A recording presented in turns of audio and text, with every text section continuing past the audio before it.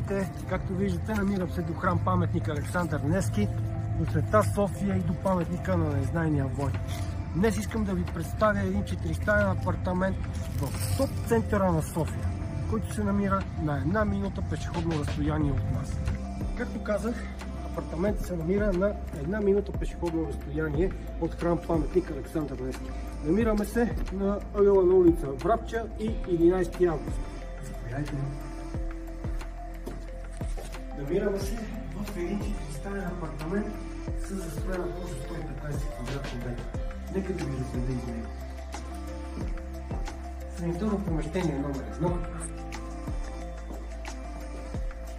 Кухня, в която сутрин да си правите кафето и евентуално да готвите. Но за кого да готвите? За децата, които ще бъдат в тази стая.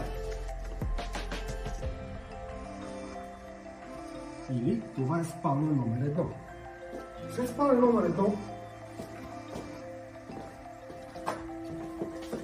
е спалня номер 2, която, както виждате, е доста обширна и може да разтворите вашето въображение, да аранжирате както намерите за добре и спрямо вашите вкусове, разбира се.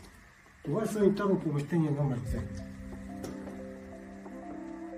И между спалня номер 1 и санитарно помещение номер 2 се намира перлата на този имот. Тази изключително светла и приятна спалня, която гледа към вътрешен двор. Ако желаете да придобиете този имот, който се намира на една невероятна локация в топ центъра на София, може да се свържете с мен и Хилтон Фан. Офертната цена е 380 000 евро.